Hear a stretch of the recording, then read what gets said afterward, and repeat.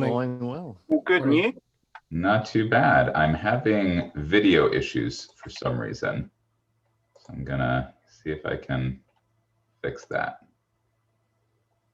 There we go. Yeah, it's just coming from a different computer. So I will I'll try to speak to the right computer. It's not my normal computer. How are you guys all doing this morning? Good. Good. Very well, thank you. Doing well, thanks, and you? Not too badly, thank you. Danielle, I think you introed, is that correct? Yep, everything's all set, so you can feel free to kick it off whenever you're ready. Sounds great. So as always, guys, we're really excited to be doing this with you. This is, I think, a highlight for Chris and I. And we actually, obviously, kind of normally we do these following big events. We were honestly just like, we haven't done one of these in a while. And we had the reveal of our PulseCon exclusives last week. But mostly it was just, a few months have gone by and we like touching base with you guys. So excited to do that. We'll do kind of the normal process, round robin. And I think our first one up is from Kastor's Corner, Khalil. Morning, Khalil. Morning. Thanks, guys. Thanks for taking the time today. Absolutely. So we sourced most of our questions from our fans, and we try to stay away from the what's coming next. But we try to balance these.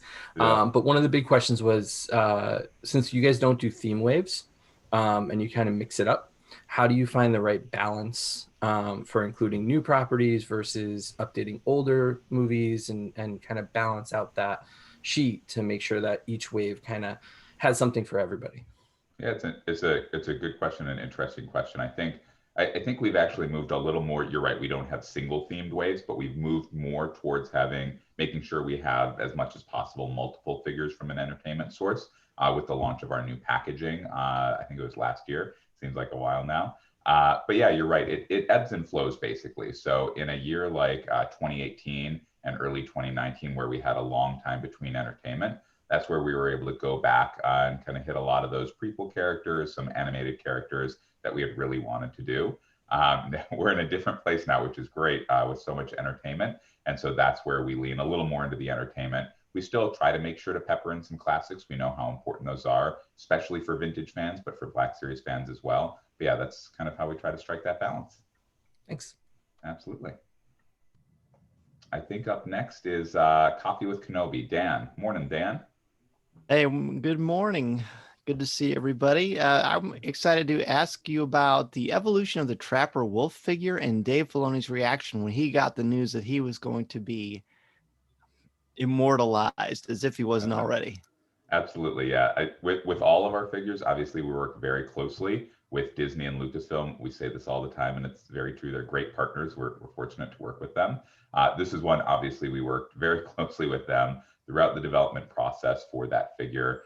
When we saw him in season 1 of The Mandalorian, we were obviously very, our minds started whirling and we saw the opportunities there. We haven't received word of his reaction directly, but of course we're just as excited as you guys to hear that. We're fans ourselves. We created the figure, and I think Chris might have had an interaction with Jon Favreau where there was some indication of the appeal. I don't know, Chris, if you want to speak to that.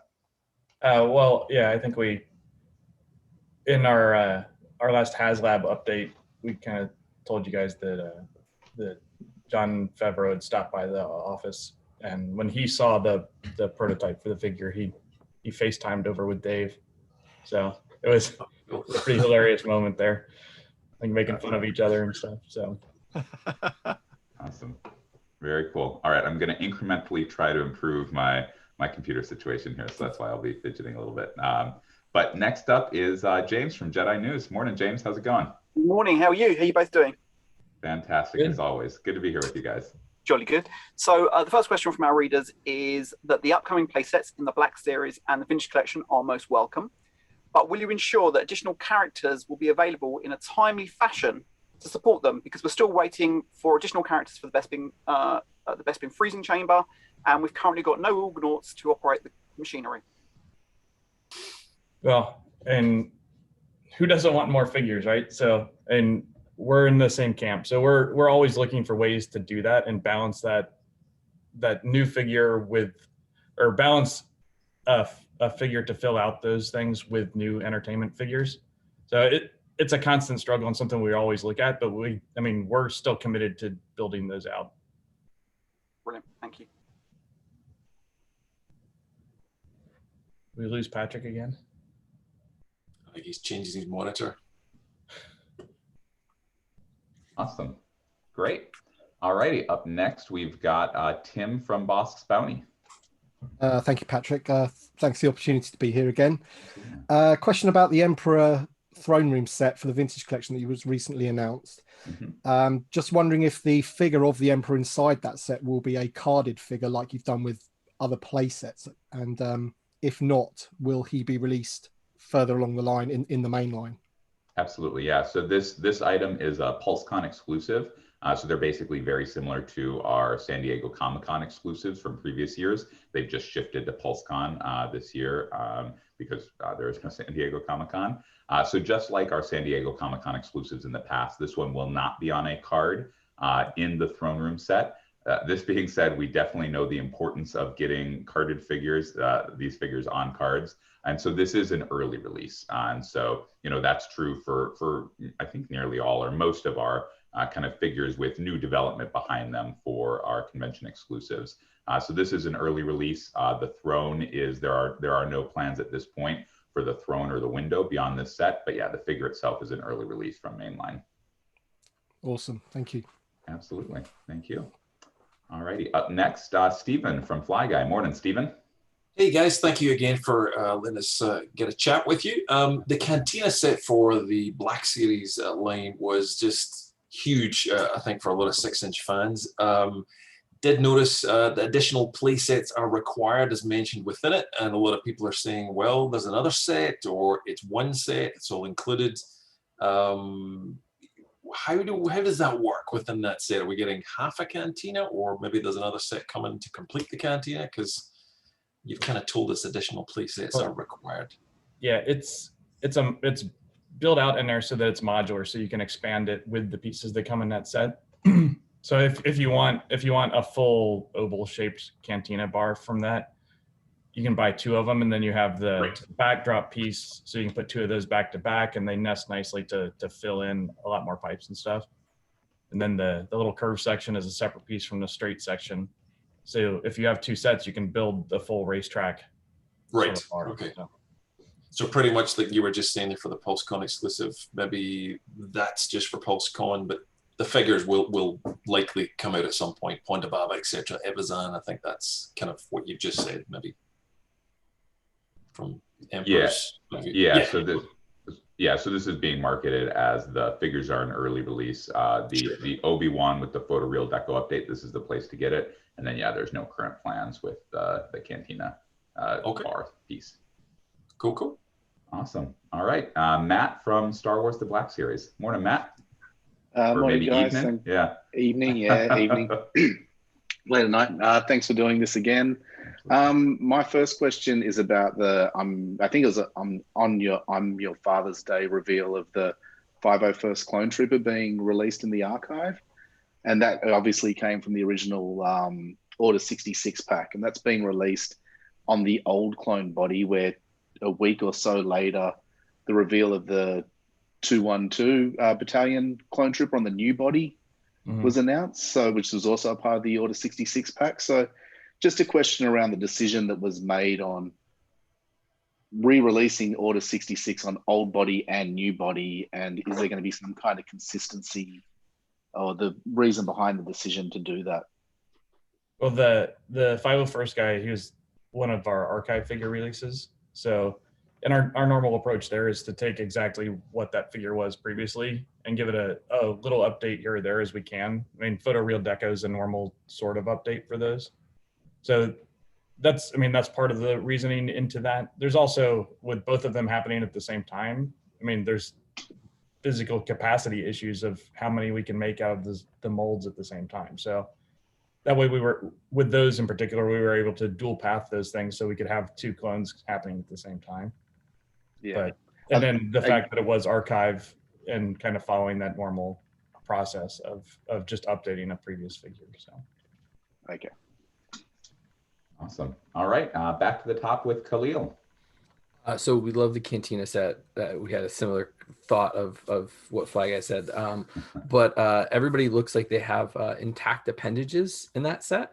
Are there any plans? The promo art doesn't show anybody that has detachable parts like we've seen in the past.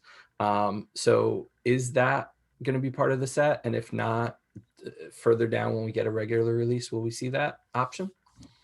That you're right. That's not part of the set. The figure we used is kind of the base for Fundababa's body and torso was the Luke Ceremony figure. So there's no removable arm from Luke's Ceremony, obviously. That'd be an interesting scene. But the flipper hands obviously do remove. Mm-hmm. So okay. But at current, there's no plans for that. Okay, thank you. Great. All right, back to Dan from Coffee with Kenobi. Yeah, so a lot of love for the Cantina Showdown playset, and rightfully so. But with so many classic playset choices, in fact, I was just looking at my old ones from the 90s as well. How did the Power of the Force Cantina Showdown playset rise to the top of your list?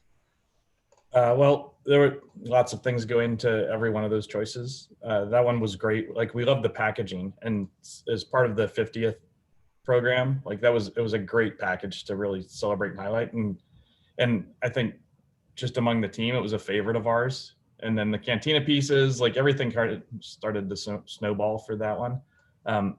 It's also nice that it led to tying into other characters and other releases in that 50th program.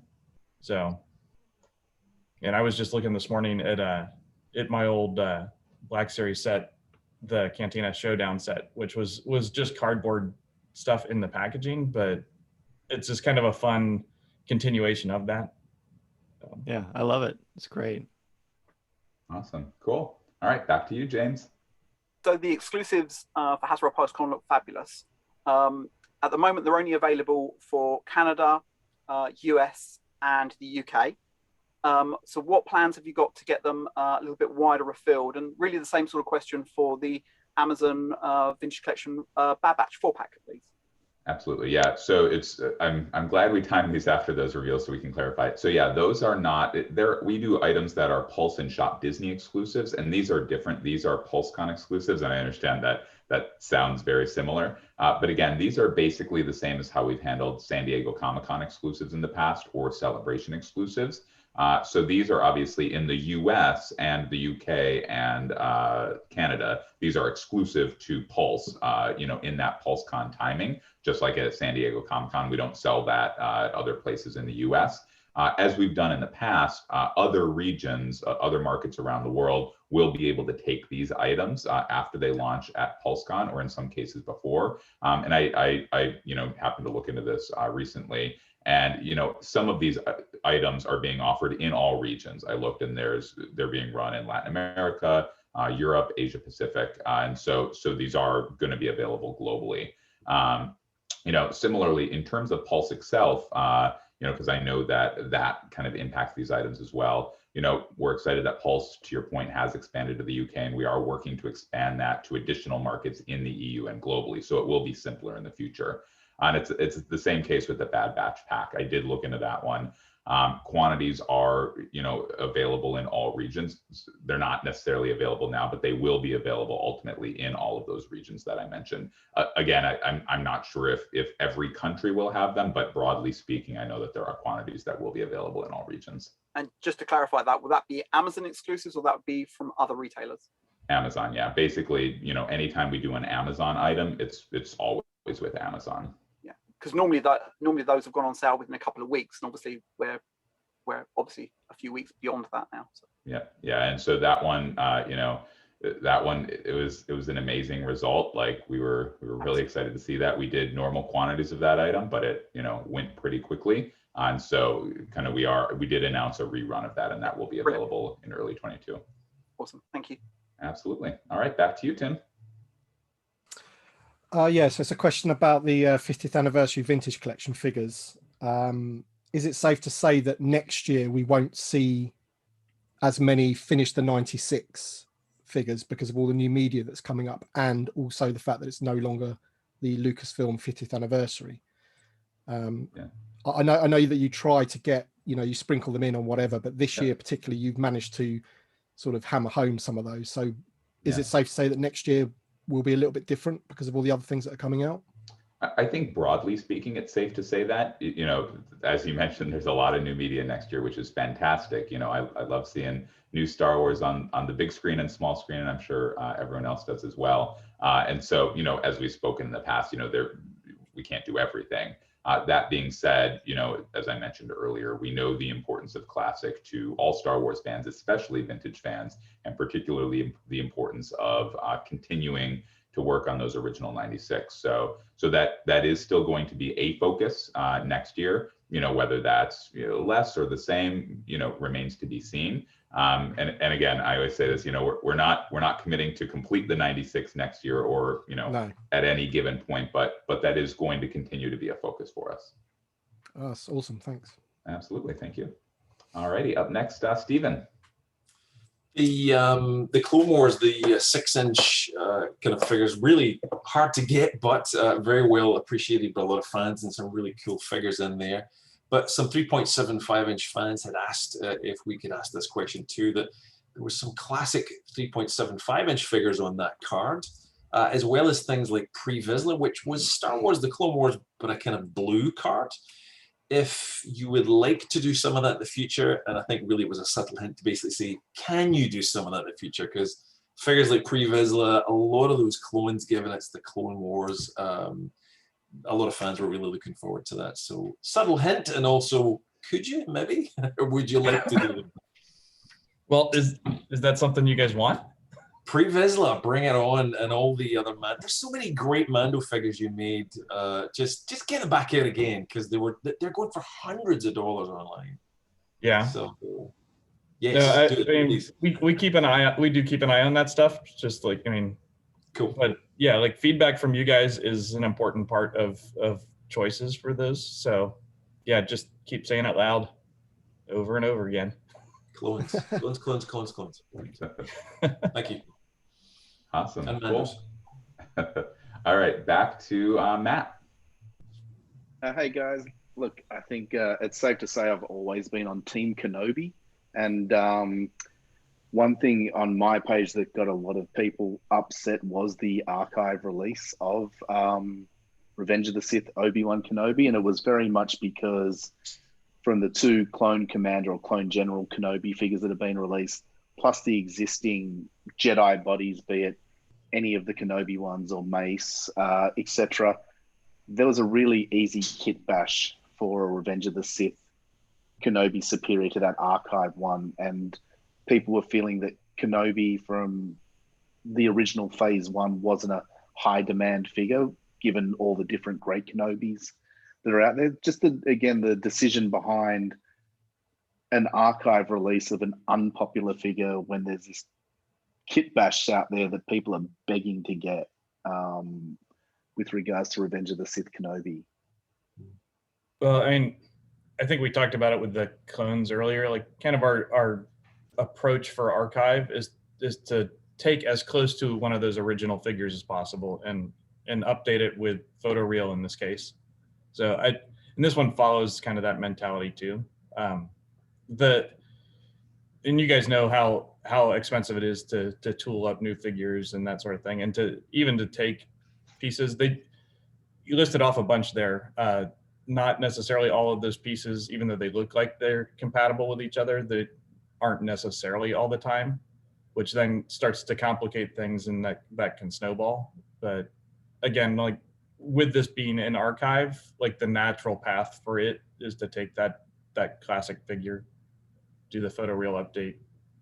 So yeah, I guess the other thing being that archive has been about trying to improve great figures or demand figures, and I guess the feeling from my page was that this Kenobi wasn't a demand figure, whilst there's these other I think it comes down to the brilliance of the current Clone Wars Kenobi head, Clone General Kenobi head kind of thing, and the desperation of people to see that on a Revenge of the Sith release body kind of thing, as opposed to what was from 7 years ago. Mm-hmm. But anyway. No, good feedback. So thanks. I mean, there's a lot of years ahead of us, hopefully, of Black Series figures. So Yeah. And just one quick note in terms of that character, it was one of the finalists in our archive fan vote. I think it was last year, and so that fed into it as well. And we know when people are making those votes, they're not necessarily voting on the sculpts, but the character. So that's what drew us to the character. And then, yeah, since archive launched in 2019, the focus has been getting those figures back out for fans who didn't get them in the first place. The photoreal deco update for fans who got them in the first place is a great bonus. Yeah. Thanks, guys. Absolutely. All righty. Back to Khalil. What do you have for us, Khalil? So one of my favorite parts of your live streams have been the pipeline reveals, because it adds a little bit more to kind of like the excitement about the line, not just what's hitting right now, but what we can expect. That first wave was basically a wave of figures. Is that the pattern that you guys are going to be following as you do those pipelines as a wave versus this will be in this wave, this will be in this wave, and this will be in this wave? Are they like planned to be a wave when you reveal them as a pipeline? Yeah, I wouldn't say so necessarily. And I think we're going to, as we mentioned on the last live stream, those will be a regular part of our news moving forward. And so I think we'll see a little more pipeline reveals. It's also just, by nature of the pipeline reveals, we're excited to be giving a look into the pipeline, and we wouldn't pipeline reveal anything that we're not definitely moving forward with, but they are, in some cases close to a year or a year out, and things change in that intervening year. And so I don't think we would want to kind of commit to something and then create confusion. So we're excited to reveal the characters that are coming, but yeah, the specific timing and the wave assortments will be, subject to change until we announce that. Cool. Thank you. Absolutely. Cool. Dan, back to you. Yeah, so I was looking forward to hearing about the mold differences between the retro Mandalorian collection and the vintage collection line. Well, I mean, they're obviously completely different types of figures. Yes. The 5-point of articulation figure for man, my head this morning. You guys got me up too early. For retro is that's what, a 6-piece figure. And then TBC is obviously way more posable. So, what we have about 20 points of articulation in there, and just a lot more parts. So fundamentally it's just way more posable for TBC, and obviously style differences. So right. No, I think I'm most fascinated by the look of for example, the Mandalorian himself. I just think it's amazing and brilliant how it can look like the same figure but also look so much different. And I can't even draw a straight line with a ruler, so this kind of stuff blows my mind. Yeah, well, we've got some great talent working on this stuff. The sculptors that do the retro stuff they're really talented and come from a traditional background. Some of the folks we've got working on this are still folks that worked at Kenner back in the day. Oh wow! So making those design decisions and how to simplify the shapes and treat them with kind of the same sort of eye and approach that Kenner did. And we're obviously able to do a whole different sort of ball game now with the TBC figures, and kind of that extra level of tech and capability that didn't exist back then. But the knowing how to not do that in the right way is really what makes retros feel so special, I think, to me. So I love them. Thanks so much. Yeah, absolutely. All righty, James, you're up. Yeah, there seems to be a slight improvement with the card stock for the vintage collection figures, but they're still not as good as they've been in the past. And the retro figures are really, really poor quality. And even when you get an outer box, which looks absolutely perfect, open it up and there's literally bent cards inside. I know you've talked about addressing this previously. Where are we with that in terms of actually seeing that at retail? Yeah, absolutely. We're gonna break some news this morning. We were gonna save this for our next live stream, and it's not the biggest news in the world, but it's meaningful. We are moving to a thicker card stock on both vintage figures and retro figures. This will start, as we always talk about, like these processes are long. So it's not going to start, next week. It'll be later this year or early 2022, just because of the the kind of supply chains involved. But yeah, we've heard the comments from the community, and obviously this isn't free for us, but we know it's important. You know, we talk all the time, and we hear you guys talking about how important the packaging is, and we want to do what we can to ensure that packaging gets to fans in the condition that it's supposed to. So we'll try it out. We'll see how it works, and we'll go from there. But yeah, we are moving to a thicker cardstock on both vintage and retro moving forward later this year. Brilliant. Thank you very much. That's awesome news. Absolutely. Yeah, we're excited. Cool. All right, Tim, you're up. That is fantastic news, by the way. My question's about, I think on the I Am Your Father's Day live stream, you announced or revealed all of the Rogue One figures for the Black Series, and it's just a question about anniversaries in general, really. I know that you, Patrick, said that this year was going to be like a Rogue One mini beat, I think you described it as. And that's been the case for the Black Series and the Vintage Collection. We've had a few little bits in the Vintage Collection, including the upcoming X-Wing and what have you. So without naming specific characters, because I know you can't do that, but next year is the anniversary for Attack of the Clones, I do believe. And I'm just wondering in both scales if that's something that you, again, might think about doing a mini beat for. I understand you've got loads of other media to concentrate on as well. But in terms of the Vintage Collection, since the Vintage Collection's come back, I don't think we've had any Attack of the Clones figures whatsoever, except for VC45, the Clone Trooper reissue. So, you know, it's kind of like a thing that's missing since it's come back. So maybe next year would be like the perfect opportunity to get a few out there. Yeah, there might have been Dooku. There might have been some other reissues from Attack of the Clones, but we won't talk about those. Okay. And maybe I'm mistaken. Yeah, no, it's a good question. It's something we've talked about. It's a possibility. We won't confirm or deny. But that being said, this kind of ladders up to what we talked about a little earlier. This year in 2021, because it was the Lucasfilm 50th, and because we just didn't have a lot of new media between Mando Season 2 and then Bad Batch before the end of the year. Next year is going to be a little different, and we know fans are going to be excited to get figures from that new media, and so we will be leaning a little more heavily into that and a little less into classics. So we will see what comes, but next year is a bit of a different story. Okay, thank you. Absolutely. All right, Stephen, back to you. So these Clone Wars 6-inch figures we were showing earlier on, it's kind of sparked a bit of a nostalgia wave in some ways for a lot of people, and a lot of fans had talked about what was potentially those days were good old days, and there was a huge number of figures released at that time. There was DVD packs, there was twin packs, there was so many Clone Wars figures. And fans loved, again, the clones being in multiples and lots of different color variations or whatever, which was supported by the show.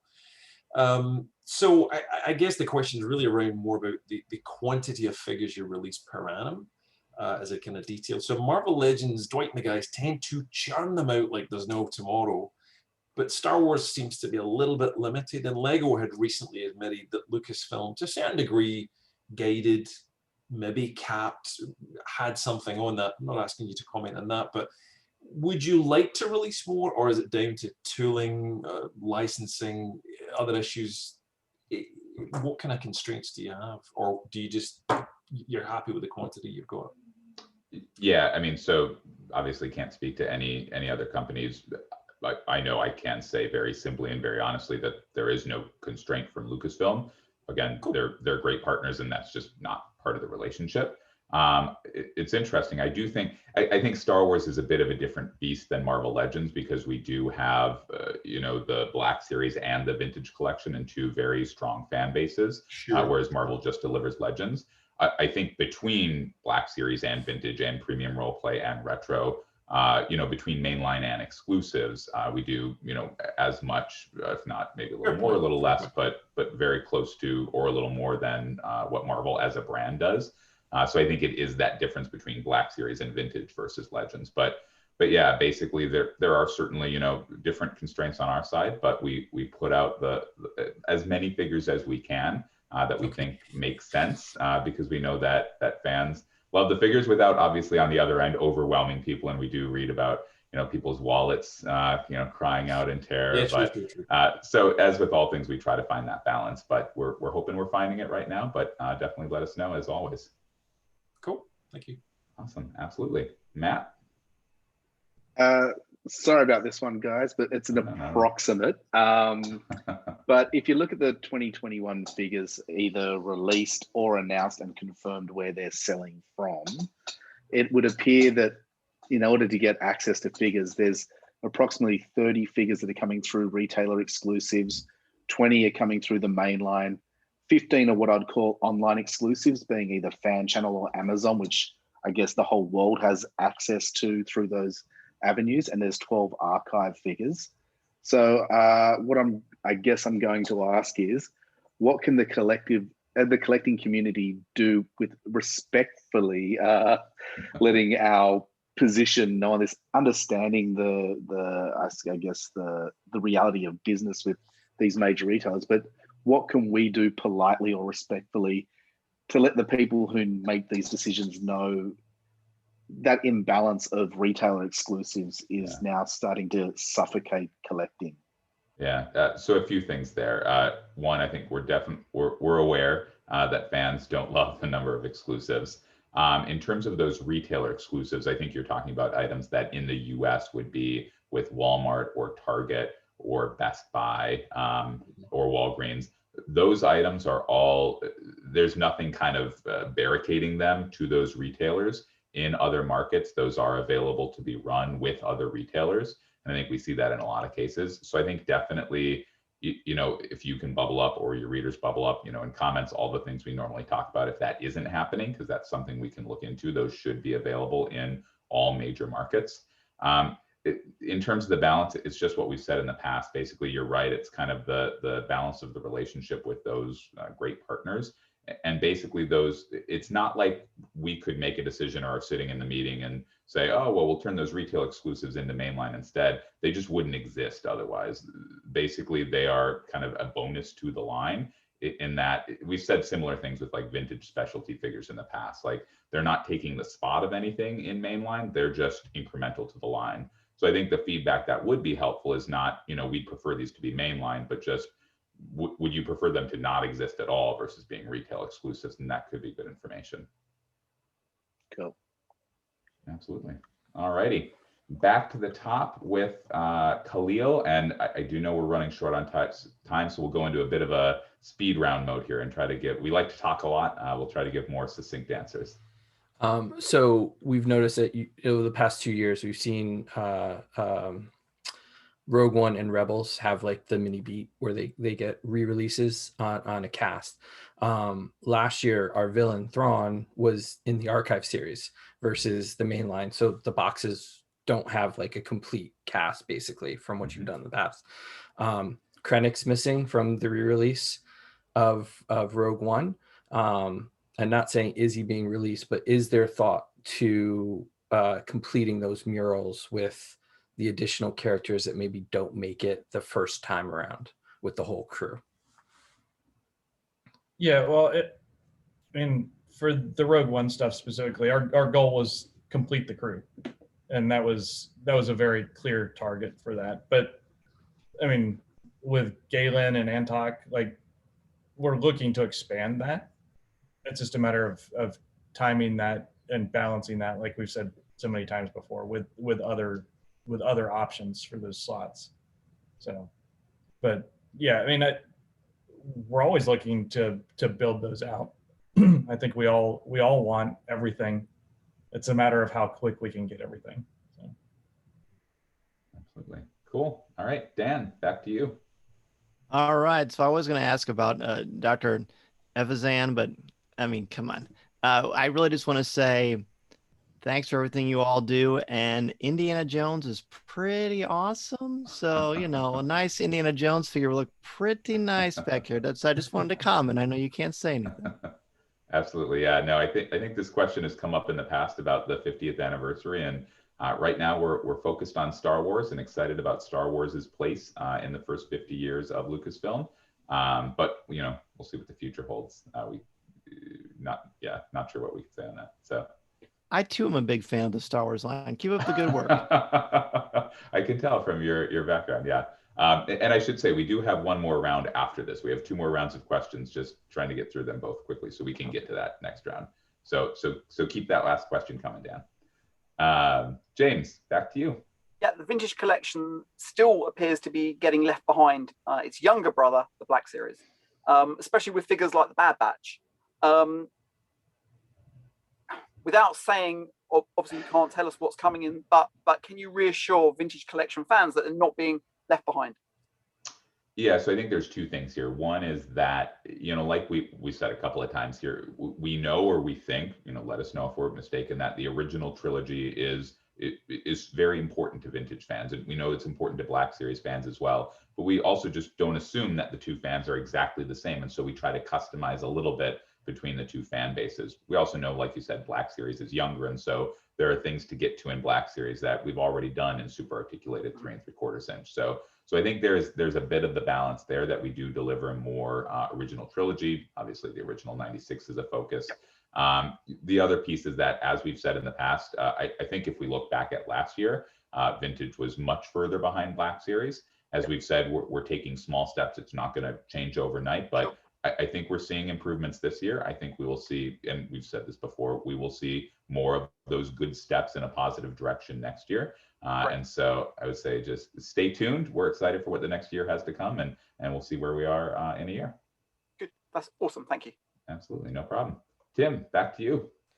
Well, this one will be really quick because James had the question about the card stock. So yeah, it's just about the card stock really, and the fact that you've announced today, which is really, really good news. So I'll probably just expand on it slightly in that, is there any chance that they could start to become unpunched as well, like the Marvel Legends retro cards? Because those card stocks and the fact they're unpunched, they're beautiful card backs. Yeah. If the Star Wars vintage collection could mirror that, that'd be fantastic. Yeah, it's something we've looked into. In all honesty, it's not something we have any plans to do at this point. As we looked into it, there could be a lot of complications. And honestly, to the question James just asked, we're excited to keep moving vintage collection in a positive direction. And honestly, we don't want to do anything that could derail that in terms of challenges punching those out at retail, or creating a mess at retail. And so we definitely know that that's important to fans. We believe, let us know if we're wrong, that it's more important to kind of keep growing the vintage line particularly. But that's where our priority is, and we kind of don't want to do anything to create a roadblock there. Yeah, okay, that's fair enough. I mean, more new figures over punched. Yeah. Over unpunched, definitely, yeah. And I will say things like the Bad Batch 4-pack, those cards will be unpunched because we're able to do that within the outer packaging. Oh, awesome! Because the skiff guards weren't, so that's fantastic. Absolutely. Breaking some more news here. Yeah, awesome. Yeah. There we go. All right, Stephen, back to you. Fan channels are a hugely important thing for people outside the US because they ship globally. And it's just a reminder again, I guess, from a lot of fans that they're so frustrated they can't get stuff in US stores. And a lot of those exclusives never really make it outside the US, which is really frustrating. But the fan channels could carry that stuff. But in that line as well, it's more a case of potentially, if the thought was never there, that these guys can literally carry evergreen products like Stormtroopers, classic 6-inch Stormtrooper, a 3.75-inch Stormtrooper.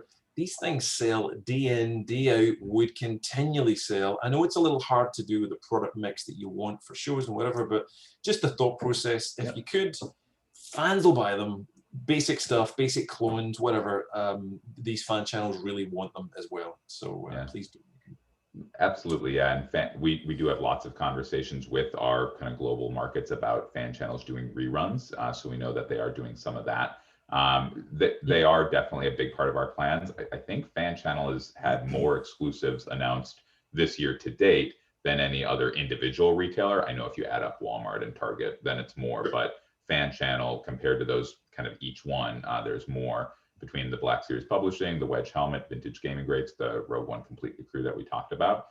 It's not a hard and fast rule. It could change, but they're definitely an important part of our plans for both new items and reruns. Cool. Great. All right, Matt. I know we're pushed for time, and my 4th question has already been asked, so I'll just swipe that and keep this as my last one. That's an easy one. Paplu from last year's San Diego Comic Con release. I know he won't come with the speeder bike, but can we expect, based on what's been said earlier about other con exclusives, that figure will make its way into mainline? Is a figure like Paplu something you guys would want in a mainline release? Or Well, I would guess not to replace something new, but I think my feeling would be, if I've read it right from the community, that if Ewoks are going to be continued, if we're going to get a Wicket and a Logray and stuff, that Paplu is still one of, put in Chief Chirper, he's one of the 96 kind of thing. So I think in that sense, if we're going to go down the Ewok path, there's only 5 of them that have names as far as figures have gone previously. He's one of them. So I think that he would be wanted eventually. So more ways to buy more Ewoks is, yeah. Well, I'll just put it out. Yub. Yeah, no one outside of America, Canada, and US had the opportunity to buy that PulseCon. Or 40th anniversary of Jedi on a Jedi card. Yeah. So you guys designing our line for us. There you go. Australia didn't get the opportunity to buy that Heroes of Endor set. So again, that's the I guess where the disconnect comes from international collecting outside of the 3 Pulse markets kind of thing. That's where we miss out on. Right. Okay. Cool. All right, we are going to try to get to this last round of questions, but it is going to be quick answers. So Khalil, kick us off for the last round. Thank you for the Ewok comment. And was there any consideration with the Power of the Force to do a more buff version of Luke and Han to match the original release, or was it always planned to just do the normal ones? I think that would have been a very strange thing to see executed.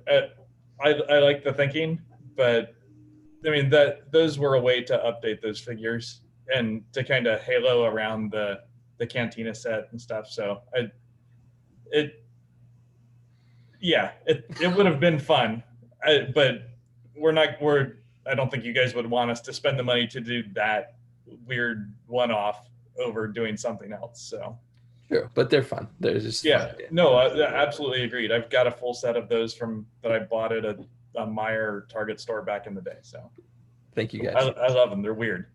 Absolutely. And Dan. That the Obi-Wan sculpt for the Cantina Showdown, I think you already answered this, but I just want to be clear. Is this a new sculpt, head sculpt? It's this. So for the Obi-Wan in the Cantina, it's the same as the Kenner Obi-Wan.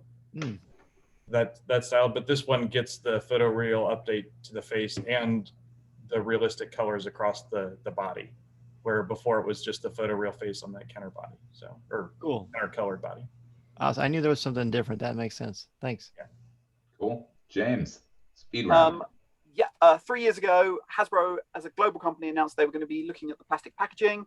Obviously, there's plastic packaging in both the Black Series and the Vintage Collection. Have the team given any thought to that, and what's come out of that, if anything? We've given thought to it for sure, because it's coming up soon. Nothing to announce at this time. We're honestly proud to work for a company that cares about our world. I'm sure everyone cares about that. We're excited to provide news when we have it. So more to come on that. Tim. About the Black Series HasLab that was announced. So is it safe to assume that 2 HasLabs can't run concurrently? So you can't have or you wouldn't want to have a Black Series and a Vintage Collection running concurrently, because there are a crossover. People do buy both scales, and you alluded to earlier about people's wallets exploding and things like that. And is it also safe to say that you wouldn't have 2 Vintage Collection ones running? So while we're waiting for the Razor Crest, another one could be sort of launched, as it were. I'd say there's no hard and fast rules. HasLab, has evolved, in a great and big way from 2018 to now, to expanding to other brands. Obviously, we're doing a Black Series one this year. So we'll see what the future holds. But yeah, we are always cognizant of not putting out too much and making people's wallets explode. Cheers. Steven. I just wanted to say more question for another day. You don't have to answer just now, but it's just there basically is a bit of a black market that exists for Star Wars figures when exclusives are sold in the US, Walmart, Target, whatever it may be. just again, if you're unaware, but there's a huge percentage of these figures are actually just bought to be sold online to overseas countries where they can't get them. You know what I'm talking about. So yeah, it's almost the factor that they're not really US sales, as maybe 25% of the US sales are actually really going to the overseas market. So it's almost a way just to reinforce for the non-US people to say, hey, please sell them overseas as well, because the scalpers are getting rich on your product and it's not really helping the brand, and you get the point. Yeah. So yeah, any more you could do would be helpful. Channel, whatever. So yeah, we're aware of it. We're always, I think in the past 2 years, like we've hopefully made some strides. I think internally we have, in terms of communicating exclusives to our global regions. And so hopefully we'll see more improvements there. Good. Thank you. Absolutely. Matt, bring us home.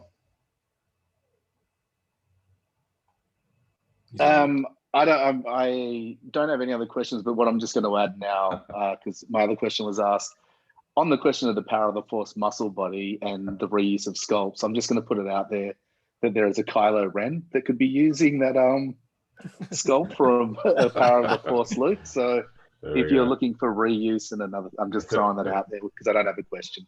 Or that publishing Darth Maul. Yeah, there's a lot of swole characters in the Star Wars universe. Exactly. So that's one possibility. Yeah, I want to see. Please feel free to custom those. I want to see them. Sorry.